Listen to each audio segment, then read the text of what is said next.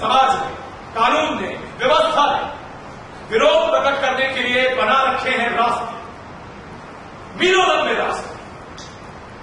इन रास्तों पर चलना शुरू किया जा सकता है, लेकिन प्रश्न तो यह है कि विरोध प्रकट करने के ये रास्ते क्या कहीं पहुंचते भी हैं? कभी नहीं पहुंचते, बिल्कुल नहीं पहुंचते। विरोध कोई नाटक नहीं कि अंतिम लास्ट एक्ट तक पहुंचने की प्रतीक्षा है। शक्तिशाली लोगों का विरोध राजनीतिक विरोध कहा जाता है, जो उन्हें एक ही छलांग में बिठा देता है सत्ता के बिल्कुल पास रखी कुर्सी। और कमजोर लोगों का विरोध, इसे विरोध नहीं विद्रोह का नाम दिया जाता है, जो उसे एक ही छलांग में पहुंचा देता है फांसी के तख्ते। जब छोटे छोटे विरोध लगातार दबा दिए जाएं, अनदेखे अनसुने कर दिए जाएं, तो हमेशा एक भयंकर विस्फोट होता, प्राण घातक विस्फोट। और दलितों की चेतना और दलितों के सवाल को ज्योतिबा फुले के साथ साथ और भी लोग उठा रहे थे। खुद अंबेडकर के जो पिता थे वे इसी प्रकार के एक संगठन से जुड़े हुए थे 19वीं सदी के महाराष्ट्र के। ज्योतिबा फुले ने 1855 में पहला नाटक लिखा तृतीय रत्न नाम से, और मैं समझता हूं कि इसको आधुनिक दलित नाट्य परंपरा की शुरुआत माना जा सकता है। इस नाटक से ज्योतिबा फुले ने उन सारी प्रवृत्तियों को एक तरह से तय कर दिया जो आधुनिक दलित नाट्य परंपरा की विशेषताएं हैं। इन नाटकों को देखने की जरूरत है, दिखाने की जरूरत है। उनको देखकर और दिखाकर ही हम समझ सकते हैं कि उनके प्रयोग क्या हैं और हम उनसे क्या सीख सकते हैं। तो झारखंड में जो नाटक में रुचि रखने वाले लोग हैं, जिसमें अश्विनी कुमार खड़गे जैसे लोग हैं, इन लोगों को उन नाट्य रूपों के बारे में और अधिक प्रस्तुति करनी चाहिए और अधिक ज्ञान प्राप्त करना चाहिए, जो दक्षिण पूर्व के नाटक मंडलियों में दिखाई देते हैं, जिनसे आदिवासी और दलित दोनों नाट्य परंपराएं बहुत कुछ सीख सकती हैं, और खासकर आदिवासी नाट्य परंपरा को बहुत विकास करने की जरूरत है। और जिस प्रकार अपने आदिवासी और दलित समाज की चेतना को अलग अलग करके साफ तौर से दिखाया और फिर कैसे वो दोनों एक साथ मिलकर के आगे बढ़ सकते हैं उसकी दिशा का निर्धारण किया, उसके लिए आपका बहुत धन्यवाद। लेकिन इतना मैं जरूर कहना चाहता हूं कि आदिवासी और दलित को लेकर के यदि कोई अवधारणा बनती है तो उसका स्वागत किया जाना चाहिए, लेकिन ये अवधारणा इस तरह की नहीं होनी चाहिए कि हम अग्रवालों को भी इसमें शामिल कर लें, हम मंडियों को भी इसमें शामिल कर लें, जयशंकर प्रसाद को भी इसमें शामिल कर लें। जयशंकर प्रसाद जैसे लोग पौने अवधारणा में नहीं कर सकते, जो जमबुक में ये कह रहा है कि हिंदू का राज मिटाना आया है, उसको कैसे शामिल कर लेंगे? आखिर वो कैसे शामिल कर लेंगे?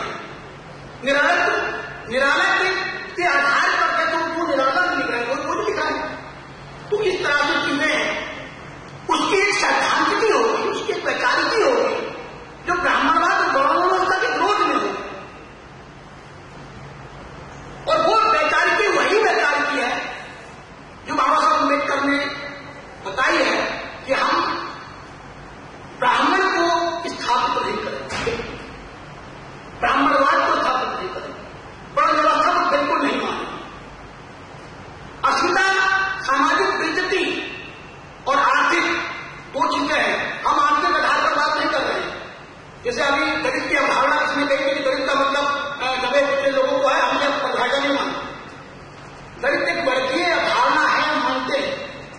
आदिवासी की तुलना में दलित वर्गीय अवधारणा भी है, जातीय अवधारणा। वर्गीय अवधारणा इसलिए है कि सारी अछूत जातियों को चिन्हित किया गया है, और जातीय अवधारणा इसलिए कि उसमें कोई अलग अलग जाति का आदमी शामिल नहीं हो सकता।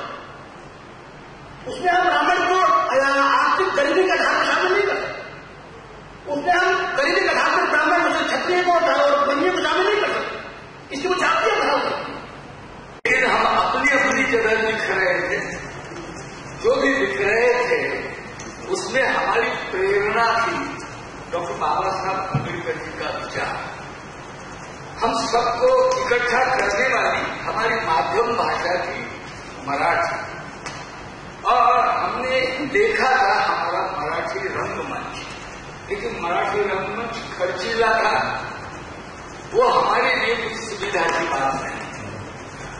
इसीलिए हमने लोक रंगमंच को अपनाया, लेकिन लोक रंगमंच को कुछ मोड़ तोड़ कर अपनाना चाहिए। जब हमने ये दलित रंगभूमि शुरू की थी, हम एक दूसरे से नहीं जानते थे, लेकिन अम्बेडकर का विचार ये हमारा प्रेरणा भूमि था, तो बवाल हो गया। अम्बेडकर कैसी प्रेरणा हो सकती है? मार्क्स होना चाहिए। हो सकता है कि यह बवाल आपके पास खड़ा हो सकेगा। कौन प्रेरणा? गांधी, अम्बेडकर, मार्क्स, बुद्ध या और कोई। और इस तरह से बवाल खड़ा करके हमें कोई ऐसे भेद निर्माण किए जा सकते हैं। लेकिन एक बात ऐसी है कि जो हमारे लिए कॉमन है और विचारों का प्रभाव उसी मुद्दे से उठाकर हम हमारे दलित आदिवासी राइटर जो है वो आगे बढ़ा सकते हैं, और वो है हमारे देश की घटना। घटना का मतलब चुनाव नहीं। हम चुनाव नहीं लड़ेंगे, जरूरी नहीं है चुनाव लड़ने, क्योंकि कल्चर एक सत्ता होती है, उस सत्ता के लिहाज से आप कैसे आगे बढ़ सकते हैं वो आपने ही हमें मॉडल सिखाया। झारखंड के लोगों ने भाषा का सवाल उठाया, और भाषा का सवाल उठाते वक्त जो अन्याय उन पर हुआ था वो सामने रखकर एक स्टेट की निर्मित की है। भाषा ये सांस्कृतिक अंग है, तो ऐसे ही जो सांस्कृतिक अंग है उसका काफी तरह से जिक्र हमारे राज्य घटना की प्रियम्बल में होता है। हमें न गांधी की जरूरत है, न डॉक्टर बाबा साहब अम्बेडकर की जरूरत है, न बुद्ध की जरूरत है, लेकिन ये जो प्रियम्बल है वो सुरक्षित रहे और ठीक ढंग से हमारे आदिवासी बच्चों तक पहुंचाए। तो मैं ऐसा समझता हूँ कि यह भी प्रेरणा हमारे लिए काफी कुछ हद तक ऐसी प्रेरणा हो सकती है।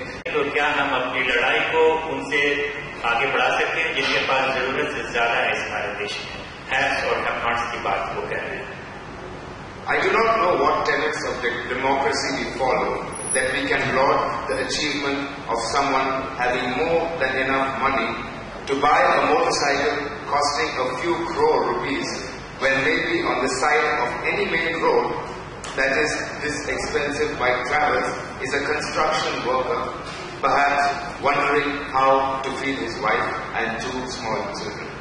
If this is what democracy translates into, I have no part to play in this kind of democratic process where broader, smoother roads for expensive motorcycles take precedence over fellow citizens who agonize over where the next meal is coming for their loved ones. इस बात से काफी हटकर है कि हम किस तरह के जनतंत्र में रह रहे हैं जहाँ की कुछ लोग करोड़ों के मोटरसाइकिल पर चल रहे हैं और उसी कर्नाटक रोड पर चलते हुए बगल में एक मजदूर खड़ा है और इस बात को लेकर के ज्यादा चिंतित है कि हम किस तरह की असमानता से जूझ रहे हैं। In Ranchi, you are closer than I am to the violence, where the worst sufferers, as in all armed conflicts, are the women and children, the very backbone of life.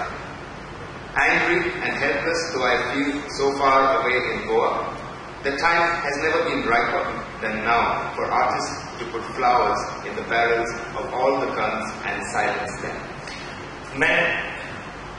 मेरे से ज्यादा आप लोग उस हालात के करीब हैं, क्योंकि मैं गोवा में और रांची में आप उस हालात से ज्यादा करीब हैं जहां गन और बैरल्स के द्वारा चीजें चल रही हैं और बहुत सारे जो बच्चे और महिलाएं इससे पीड़ित हो रहे हैं, जो हमारे देश हमारी जिंदगी के रीढ़ की हड्डी माने जाते हैं। मैं चाहता हूं, मेरी इच्छा है कि जबकि मैं हालांकि यहाँ गोवा में हूँ, वो टाइम आ चुका है कि आर्टिस्ट जो है, कलाकार हैं, वो सारे जो बैरल्स हैं, बंदूकों की नाल है, उसको फूलों से और शांति और अमन चैन से भर दें।